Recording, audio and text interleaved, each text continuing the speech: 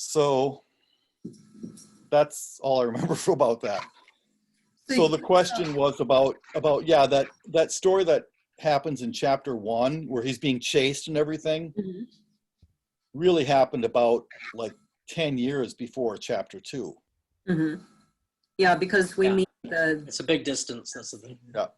Much later. So you have a lot of pop culture and historical references. How many people picked up on some or all of those?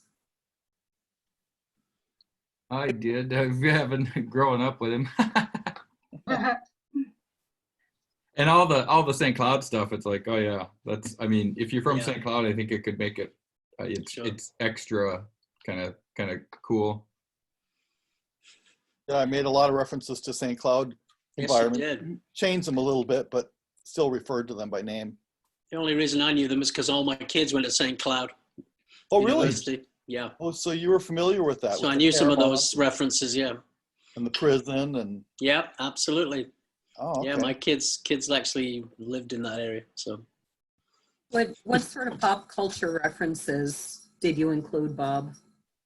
Well, when Charlene Theory is walking through his house, his apartment, she sees like a record that's signed by Elvis. Elvis, yeah. And actual signed by him, and then she sees let me see. She sees he's got a photograph that's taken by by the photographer Joe. Remember the famous photographer? What's his name? Ansel Adams. Yeah, Ansel Adams. So he's got a photograph of a redwood tree in there. Yeah. And I also he's also got a picture from the Vietnam War from one of the magazines was Life or Time magazine had a picture, a special where they had pictures of every soldier who was killed that week or that month in Vietnam. And so it was just filled there. And one of the pictures was a picture of Michael Shale's brother who had been killed in Vietnam. Oh, there's also a signed letter a signed letter from Nixon. Yeah. Because Michael wrote to Nixon and said, thank you for ending the war, because he was against that. And yeah. So there was musical references. There was a Beach Boy reference, wasn't there, somewhere? A what? A Beach Boy reference or something, wasn't there? I seem to remember. Buddy Holly. I don't think there was Beach Boy. It's not Beach Boy. Okay, Buddy Holly.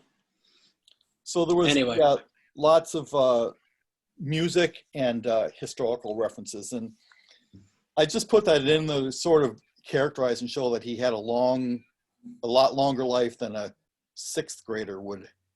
And but did she at first kind of think maybe this is just a kid with a passion for history? But I think she wondered more, like, where did he get all this stuff?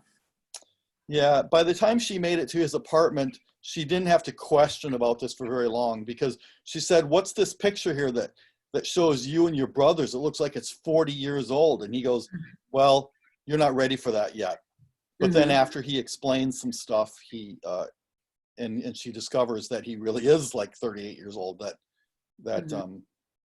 then he's able to explain all those historical references. Is he 38 in this book? I thought he was 39. old. 39. 39 in 1979. Yeah, because he was born in 1940. 40. Okay, that's right. I'm thinking of the next book already, because in that one he's like 72 or something. In the Time Leaper. Yeah, when we meet him again. And that's my most recent memory of him. So Charlene Theory, the counselor, she has lost her husband and a son in a car accident.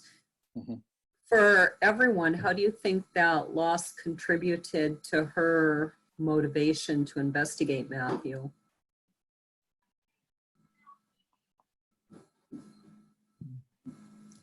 No ideas? So you don't have any opinion on that?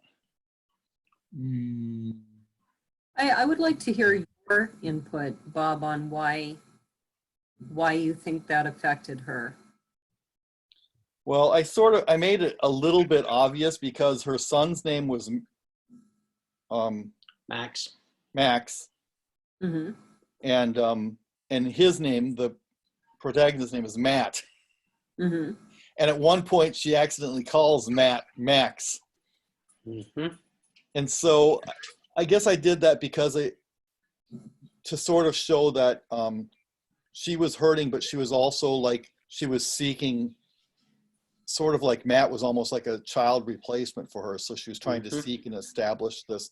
Since she already had a loss, that was more motivation for her, even to take this personally, to investigate way beyond the normal expectation that you'd think of a school counselor going in and investigating somebody.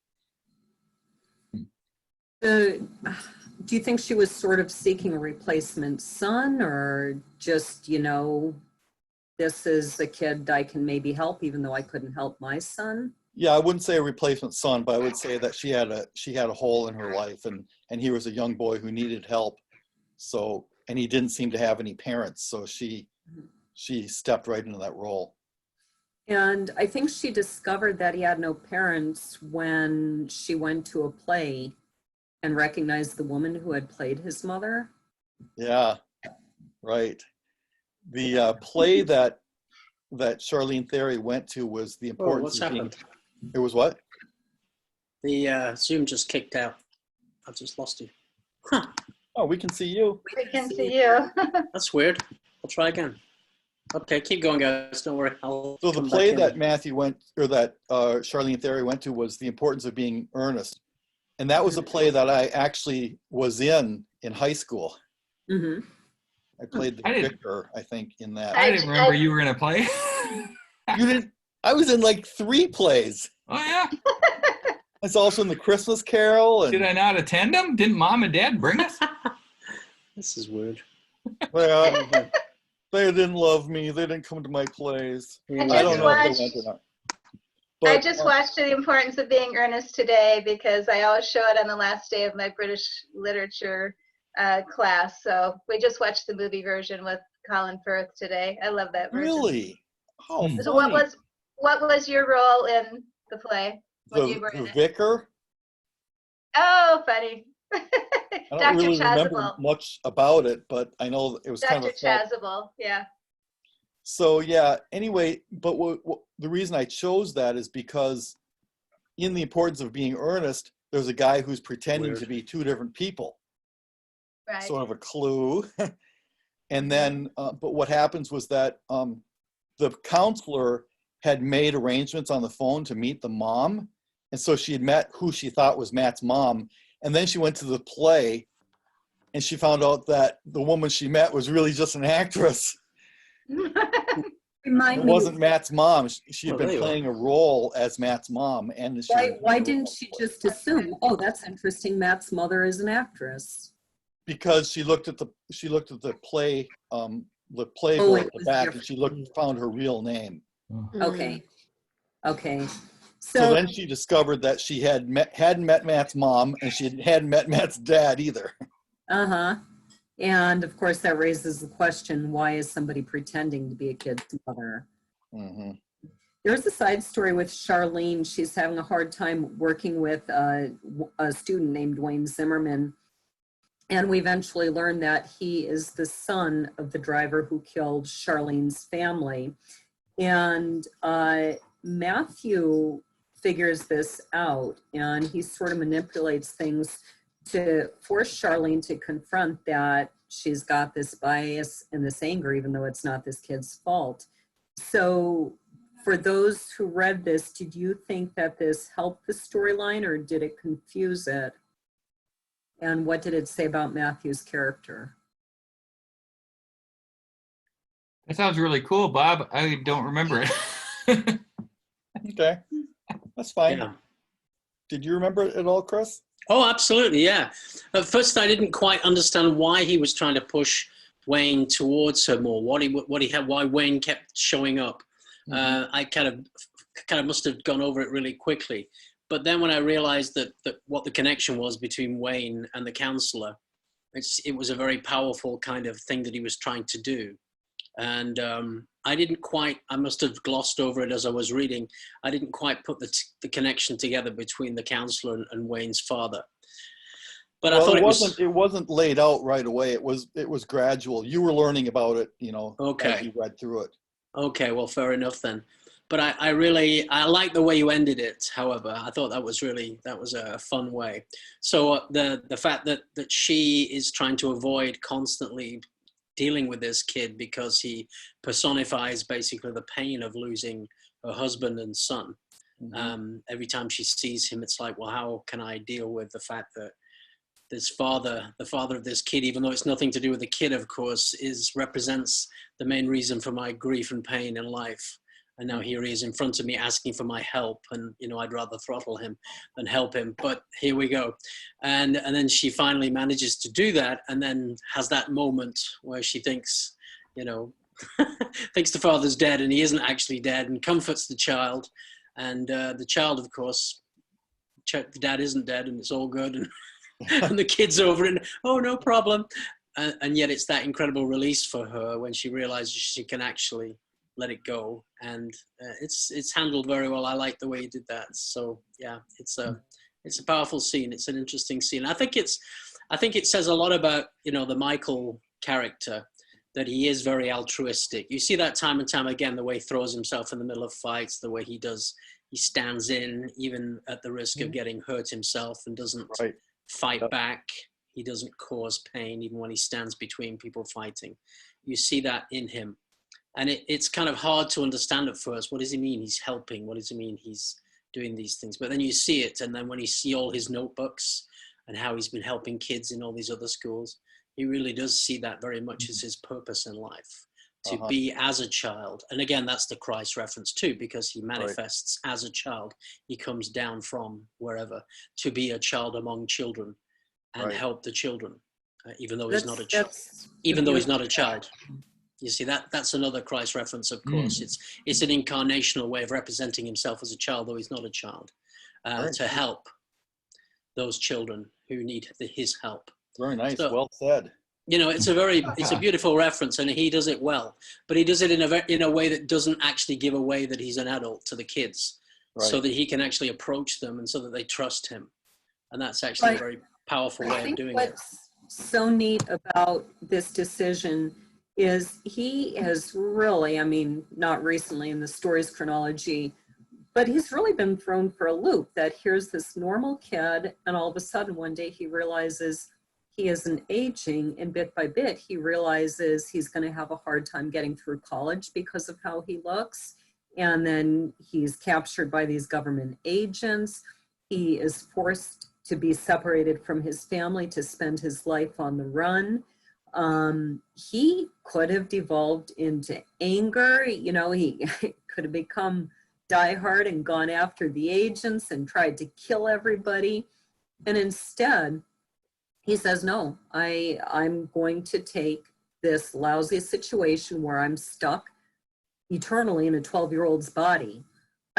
What a nightmare, And instead, he not only accepts it, he decides, well, I'm going to do the best possible thing. I'm going to do something that nobody else could do, because I can fit in with these kids, I can be one of them, and yet I have the wisdom of an adult. And decides to not only make the best of it for himself, but to try and help everybody around him. And I think that's a really neat aspect of his character. Yep, that is a strong point about his character. One of the main things.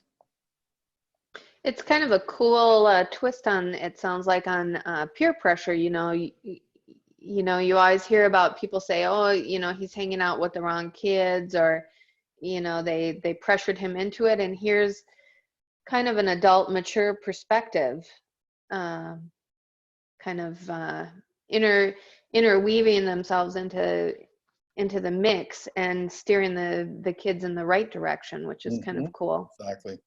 That's what he does. And that's throughout the theme in the first half. He sees himself as a superhero. So he is there to help the kids. So in the Lion, the Witch, and the Wardrobe, when they come back to their real life from Narnia, the four children, they haven't they come back. So they've lived in Narnia for years, and then they come back and they're the same age that they were when they went into the wardrobe. Mm-hmm. And so then they don't like it. You know, it's very hard for them. So, and then in the sequel, there's like some issues that they've experienced, but you know, they don't take it the way that your character does. They don't try to make good out of it. Yeah, I remember that they end up getting in fights with the other boys because they are like, you're acting like children.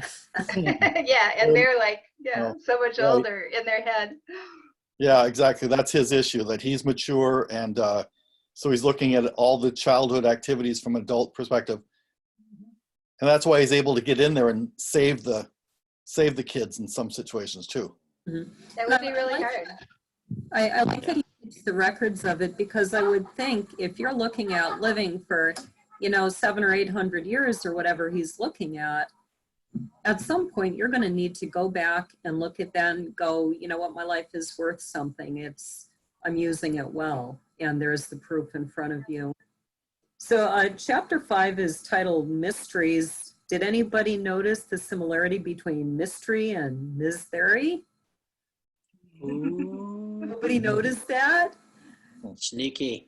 My question, Bob, was why, since she's not a mystery, why did you make the word mystery similar to her name instead of, I don't know, Matt's name? Because he's the mystery. Well, Miss Theory is the one who really she's the one who's trying to figure out Matthew's story. Yeah. So it's a mystery to her. And the reader is taking on her point of view, basically, mostly in the first half of the book. So the reader is trying to uncover the mystery too. Okay. So that was why. It's kind of an accident, a nice happening, but I thought about it, that it was symbolic. So let's jump ahead to part 2. This book is kind of clearly divided into where we first see Matthew at school and this whole story with Charlene Theory. And then part 2, we kind of back up, don't we, to his whole story with the evil senator. Mm-hmm. Why did you choose to write the story kind of in reverse order? If I started at the beginning with the origin, then there would be no mystery about who he was, and I wanted the reader to experience the story in the same way that the counselor, Miss Theory, was experiencing it. Mm-hmm. Did you find so basically what it allows me to do is to make basically a 2-book story. The first part is the mystery. What's the story of this guy and everything? Why is he like this? And then the second book is the origin that explains how he became like that. Did you struggle at all to write it that way? I can see how in one way it's easy to write it.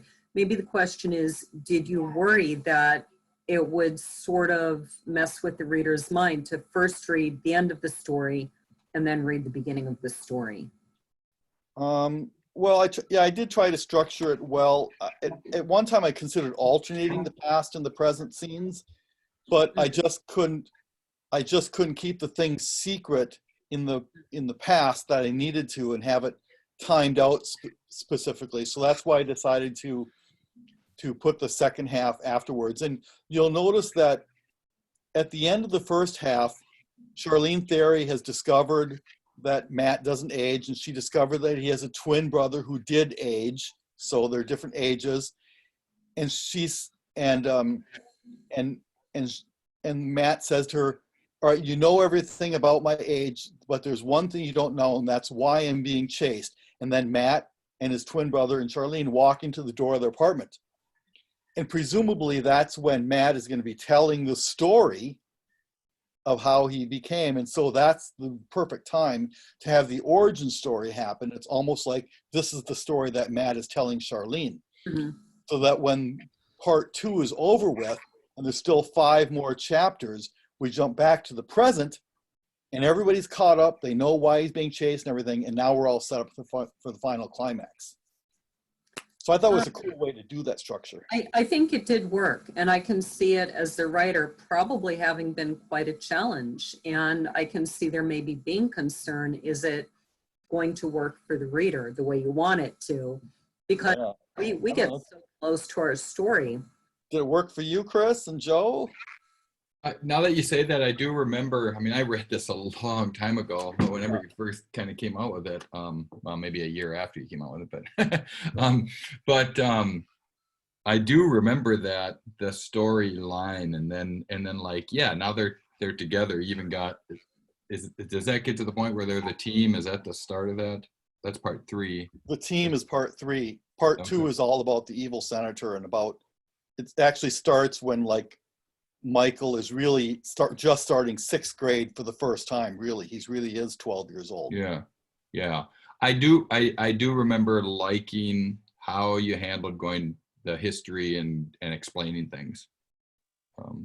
I thought it worked. Okay. It definitely was effective at keeping the secret. So when we start part 2 on the evil senator, we find out about the senator's attempts to make a name for himself with the Defense and Development Committee, and we find out about his wife's death from cancer. How did that affect you as the readers, learning about the senator's motivation to catch Michael?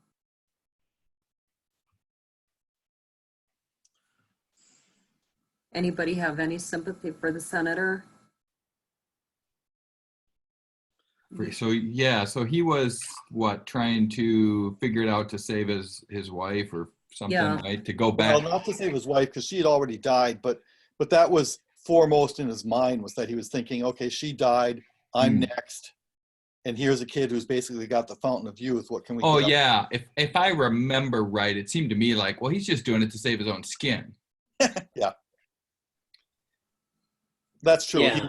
He said it was for other reasons, but he wasn't altruistic like Michael. Yeah, and that was evident with his character. Like, he was just a guy you really liked to hate. Right. Bob, did you ever consider making it such that his wife was still dying of cancer and that he was actually trying to save his wife? No, I didn't consider that at all, but I did make it so that he and the other people on the committee would be motivated, because they were all up in ages. Mm-hmm. And I did want to develop a little bit of sympathy for the senator, because there's a chapter when he comes home and his wife is dead and he's looking at her clothes in the closet. And so to make him into a real person and not just a evil mustache twisting villain, Yes, right. That's the one person who's got the mustache. Yeah, Joe's got a mustache too. Shows how evil I am. Yeah. Go ahead, twist the mustache. Yeah. The evil one amongst you says, I was just wondering about how, strong a motivation this whole, ever long-lasting kind of soldier thing is. I was kind of still working myself in my own head, thinking how strong a motivation this really is to have these long-lasting soldiers. Obviously they're still dying when you shoot them. Right. So that was one of my kind of enduring questions through the whole process. I mean, actually, there's probably something to be gained from having a lot of old men looking like children, who have more powers, who are strong like men, but look like children. There probably is some merit to be gained in that. But I wonder about having kind of Navy SEALs who are kind of 120 years old, whether they actually live that long. I just wondered, Bob, did you feel it was a strong enough motivation to have them living that long? I don't know. That was my kind of going through my mind, thinking, other than kind of sneaky old senators who wanted to live 400 years so they could finally make it to president. That one I could see. Yeah, definitely. Yeah, there was dual motivations. Yeah. All the guys who were in the committee were all pretty old, and so they would be motivated to save their own skin. Sure. But they've got this sort of outward motivation where the senator can justify it. He can say, we can have these soldiers who, as long as they don't get shot on the battlefield, they can just keep getting better and smarter and experienced. That would be a good thing, right? Could be. He goes into quite this long history of the legal justifications for forcibly capturing Michael. Did you, as the reader, how did you feel about the long history? Did you find it interesting, or did you find it totally unnecessary? Long history of what? Of all these legal justifications for going and capturing him. Yeah, they were pretty specious. I mean, I thought it was good luck with those in court. But I mean, yeah, I mean, obviously these guys were operating on the basis that these guys are never going to get taken to court. Back to the long thing, though, trying to keep a soldier for 100 years, I think is pretty unrealistic. If I was a 200-year-old soldier, I want to be a general by then. Do you know what I mean? It's not just a longevity that's in place here. But anyway, moving back. Yeah.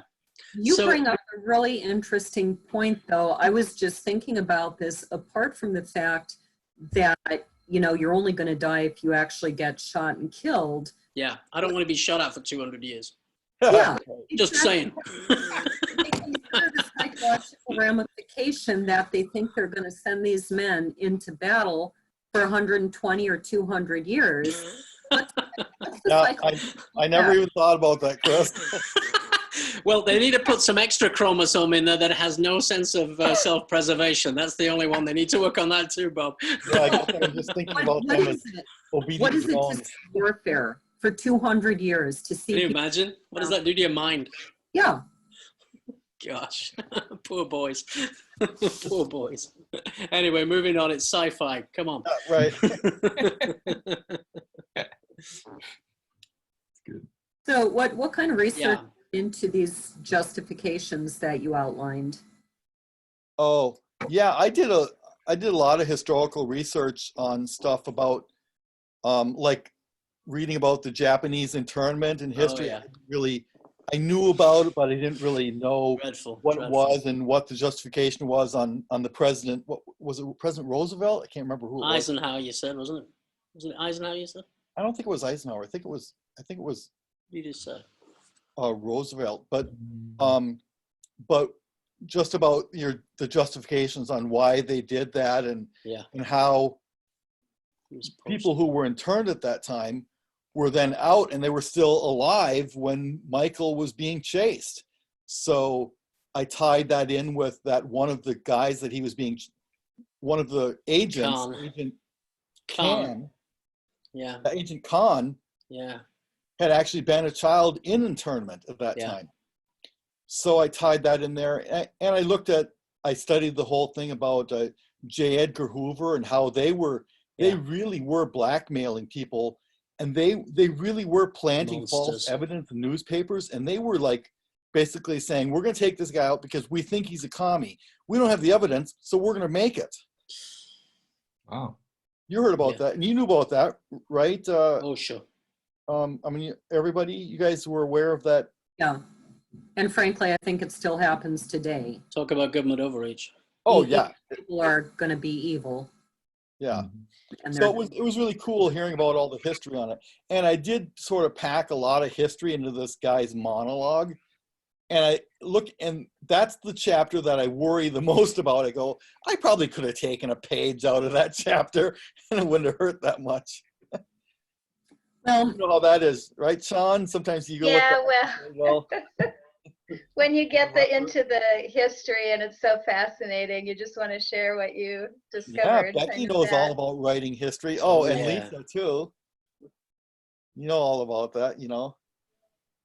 Yeah, it's a little difficult because the book I'm working on now, there's a lot of things I want to put in, but it's just boring for a reader, you know. So you have to try to figure out how to frame it in a way that's interesting. And I think you do a good job of that. Yeah, good. You put it in a lot of dialogue, and I think you have that mastered. I did do mostly dialogue and stuff when I'm not just having pages of history laying it out, like the narrators talking. The narrators, you almost never hear the narrator's voice in my novels. Yeah, I think you have to be really careful about how you present it. In historical fiction, it's usually referred to as the information dump, where the author, you know, just gives you page after page of all this fascinating history, and the reader ends up skimming like 95% of it, like, okay, that's nice, but what's happening to the character? You know, you have to put that history in through just showing the setting or a conversation dropped here and there. It has to be broken up. Yeah. That's tricky. Michael Shale is set up. He's forced out of college and fake conscripted into the military service, and then he's in prison for medical testing. How did that affect you emotionally, the reader? How did you feel about that part of the storyline? I'm going to go tell those kids to be quiet. Okay. Joe, do you remember anything about that, about him being imprisoned? About Mike. Yeah, Michael was in a military prison with his brother. Oh yeah, and then because isn't that why they tested him or did something with him and left his brother so they could see how it worked?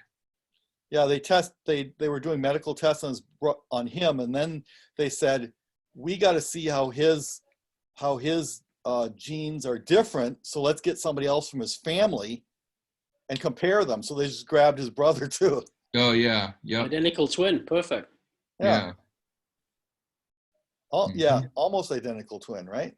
Yeah, no, he really was identical, except they added something. For those of you who didn't know about that, Michael did have an identical twin named Mark, but Mark didn't have the extra chromosome, so he just aged normally. So when Mark finally finds his brother, Mark is a grown man, and Michael still looks like he's 12 or 13 years old. So do you ever explain how it is that of these identical twins, one of them gets that extra chromosome and one doesn't? Yes. When the doctors are discovering about Michael's hereditary and his genes, his chromosomes, they're explaining this to the evil senator, and they're saying only one of them got the gene, and the senator goes, well, how can that be if twins divide and it's supposed to be the same? And the scientists say, because we've discovered that the genes were made that way so that that one gene won't divide. It will only go one way or the other. So that was sort of their way of sort of being able to tell that his genes were manufactured, or that gene was manufactured. How did you, the readers, feel about the scientist's revelation that Michael Shale's genes were manipulated to create him? Were you surprised? Did it bring up questions? Did you get to that point yet, Chris? I remember just the big evil, learning more about the big evil organization and stuff I thought was pretty amazing what was going on behind the scenes. Well, because I knew we had time jumpers involved in the later books, I knew obviously that this was going to be these guys from the future mucking around. Oh. So I just guessed that was what had happened. Right. Because so I thought extra knowledge. Because we'd heard your third book, I thought, oh, hello, this is where this ties in. Mm-hmm. Because when they started talking about, well, there's no science that we have now that can do this kind of thing, I thought, okay, this is where this all ties in for the future stuff. So I just assumed that was what it was. That was basically it. So that's why I wasn't kind of overly surprised. I mean, obviously they were either going to lead us up to giving us an answer later on in the book, which didn't come. But when I saw that, I thought, so Chris, okay. You actually had an advantage because you had the answer, whereas like when Joe was reading the book, all he knew was that there was some technology, and it wasn't really explained, and it was sort of hinted at when the senator goes to meet at the headquarters of Chrysalis Chronology. Yeah. The headquarters say, I'm going to tell you a secret.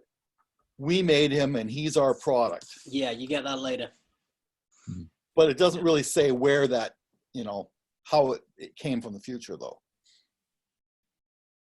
Yeah. So Joe, you were just stuck with having no answer.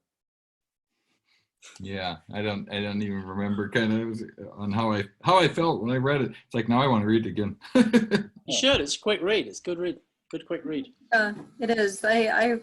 It's been a while since I read it too, but I remember it was a quick and easy read. So how many of you found the escape from the prison and the ongoing chase believable? Were there any parts that you especially enjoyed about that? Have you read about The Escape yet, Chris? I've read it all, man. Oh, you read the whole thing? I've read the whole book, buddy. Oh, I'm sorry. I misunderstood. I thought you said that you were at the end, or not. No, I've read the whole thing. Okay. Read it all through. I found the only thing I didn't find, I mean, maybe I need to read it again just to get exactly what happened, is when they do this little kind of diversionary tactic about slipping around and he slips away. I didn't quite understand why they would have left the door open so easily to let Michael get out.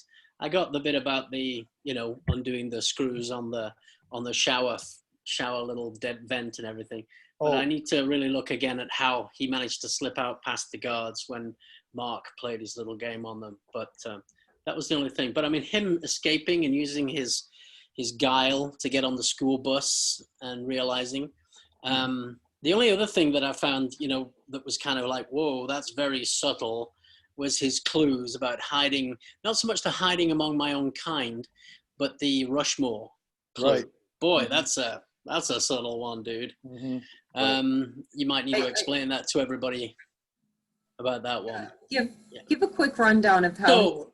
So basically, what he did when they were playing a game of chess, they basically knew they were going to escape. He knew he was going to escape, Michael, and so they wanted to meet up together sometime later down the road with his brother Mark, who hopefully would escape too. But if he did, he said Michael already had a plan in his mind of where he was going to hide.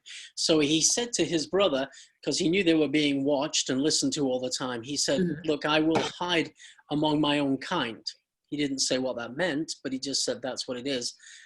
We need to rush more, he said, because they will be coming soon.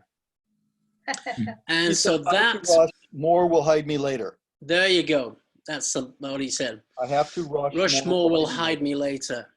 So that was his cryptic way of saying every school, the ones among whom I will hide, will be named after one of the presidents. So when you start looking for me, it'll be named after one of the presidents whose faces is on Mount Rushmore. So whenever you start looking, there's no point looking in any other school other than the ones who is named after one of the presidents. And I thought, dang, boy, that's pretty subtle. But anyway, Mark. Yeah, I thought that was extremely subtle. Works it out at the end, apparently, because he finds him.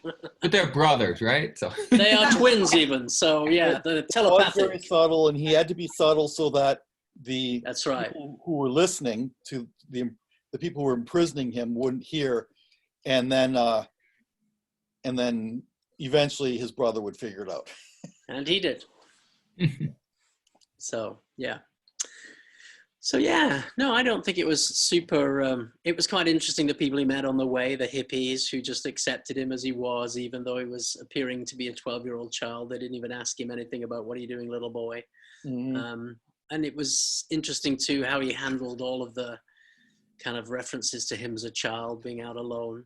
And it's a different time as well. It still was a different time in the world when kids did actually seem to get out more without danger. I think in the earlier days, we didn't actually worry so much about kids walking out on their own, did they? And I remember I was a kid in 5, 6, 7, 8, 10 years old. I used to go all over the place. Nobody thought anything about it. We'd now be it's out like, all day long. I know. I'd be 5 miles away from home. I wouldn't even think about it. But now it's like, what are you doing out? So it's a different world, and that was actually reflected in the writing. So yeah, it's good. Here's an interesting point about the escape from the prison. You see, this is sort of a TV trope. You see these guys are always going through the air ducts, right? I was going to say that they always use the air ducts. The guards should have known that. Did they ever watch TV? And when you see it on TV, the air ducts are always like so huge. They're like so big you could like put a horse through them, and they're totally clean. There's no dust in them or anything like that. So I tried to go against that trope by saying this air duct was so small that Mark couldn't do it, only Michael could, and he was coughing and everything because of the dust. And when he got to the point at the grate that was open to the wall, he was facing the wrong way and he couldn't turn himself around in it. That's how tight it was. And it wasn't, there was a point when he's running through the air duct where there's nothing below him and he almost falls down into a hole. And so what he's able to do is basically it's a T. He backs himself back to that point where there's a hole. He can twist his body around, turn it, and then go back and face the right way so his feet can kick out the vent. Yeah, I did appreciate that it was a little bit smaller because I've always wondered about all these buildings that have these gigantic air vents, you know? Yeah, even Bruce Willis did that, right? Yeah. Yeah. Yeah. So, Die Hard, baby. in chapter 39, Michael finally comes face to face with Senator Perkins. How did you, the readers, feel about this confrontation? Was it satisfying or did you expect something else? Give us a rundown of the confrontation, Bob. What happens?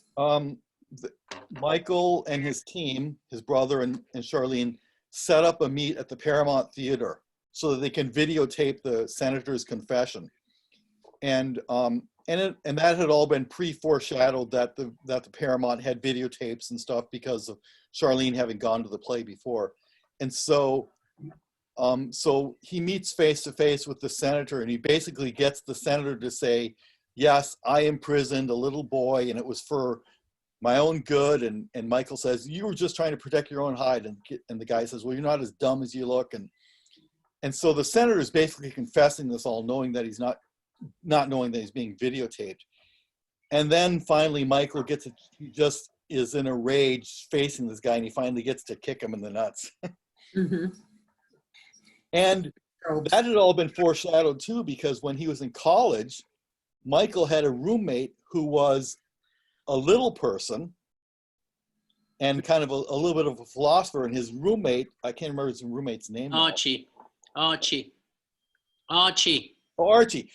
yeah, who's a little person, says, we can kick somebody in the nuts and we're so short, they can't even stop us, you know? And so that was sort of a foreshadowing. And anyway, but Michael got to express himself, and I was hoping it would be sort of a, what do you call it?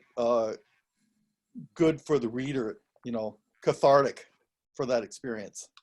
Well, what I liked about that, I think that's where the girl that he had known years before, Michelle Hansen. Yep.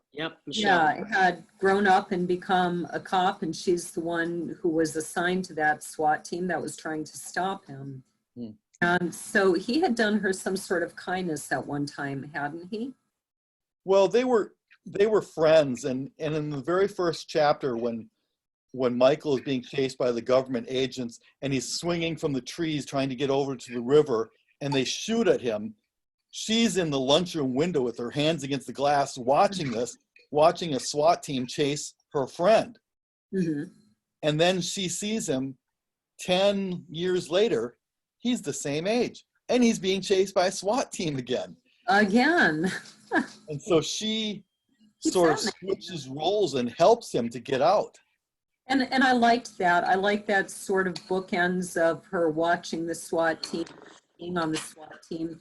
And the fact that, you know, throughout this book, we're seeing the people who act out of self-interest, and then we're seeing the people like her who take a stand, even if it's going to cost them their job, and say, you know, I'm not doing this. I'm not trapping what seems to be a 12-year-old kid in here with a bunch of guys with guns shooting at him. This is crazy.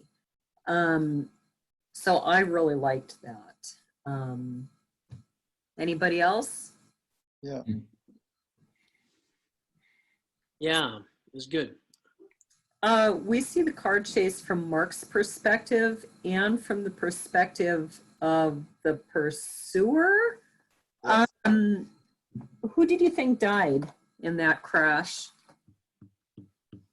Remember Agent Khan is chasing Sure. Michael? Yeah, it's a nice little turnaround. I knew there had to be a twist. I'm like, something's up. Yeah, he can't die now. Right. Come on. It's a great little twist. I mean, I didn't expect who it was, because they'd kind of fallen out of our kind of awareness for such a long time in the book. And then boom, there they are. Sadly, so let me boom. explain this to Sean and Lisa and Rebecca. one of the storylines that happened was that there was a two young people came into the school late, and Charlene introduced them to the students in like the second chapter, and their names were Greg and Karen Urban, and they were bad kids. And Karen was a lot taller than Greg, and they were brother and sister, but they were like in the same age or the same high school. I thought they were twins too, weren't they? Oh, they were twins. That's right. They were twins. But Karen was taller. The same grade. And so they were bad kids. And so Charlene had been trying to deal with them. And at one point, they disappeared. It was like, while Charlene was dealing with this whole thing about Wayne Zimmerman and about government agents coming to get Michael, then this other thing dropped in her lap saying the foster parent called up and said, Greg and Karen are gone. We don't know where they are or anything. And there had been a hint about their mom being in drug rehabilitation in the Twin Cities and stuff. So that was sort of a side storyline. But then what happened later is that Agent Khan is chasing this car, and he sees a taller female and a shorter boy. And it was really the Urban kids had conveniently stolen Charlene's car right at the point when Charlene and Michael went back to her house to pick up some stuff. They had been hiding out in her shed, and they took off with their car because they wanted to go visit their mom. And Greg, it wasn't just an accident, because Greg sort of had an issue. He had a bone to pick with Charlene, so he sort of planned to steal her car. And I think that's part of what makes it believable, rather than just, oh, wow, that's a pretty wild coincidence. Yeah. You set it up, that there is a reason somebody else was in her car. And I didn't think that readers would completely believe that I just killed off the protagonist and the two most important people in the book. But it would make them wonder, at least, right? If they're not dead, then maybe they didn't really die. So my son had a good reaction to this. He said he didn't think that I killed off, Michael and Charlene, but he said he didn't think that it was the two kids that stole the car either, because he didn't think I would have killed kids in my story. Yeah, I found it really hard to believe that you had killed either the kids or the main character. So at this point, I don't remember, didn't somebody else somehow get in the middle of the chase or something? Well, Mark was involved in the chase too. Oh, okay. Mark was in his truck, and basically three cars being chased. The Urban twins took their car, and then Agent Khan was following them, and then Mark was following them, trying to intercept and stop Agent Khan. So Mark thought that his brother really died in the car crash. Yeah, which is a powerful scene. There was value in that. And for those people who don't know about St. Cloud really is called the Granite City, and they do have many quarries all around the city. Yep. So it's pretty true, and it's pretty true that a car could have gone over the. Oh, one other trivia point. I like bringing this in. It's another trope that cars explode when they go down a cliff. Yeah. And in most cases, cars don't. No. But did you notice what car they were using? Pinto. Ford Pinto. Do you guys remember the history when Ford Pinto was good?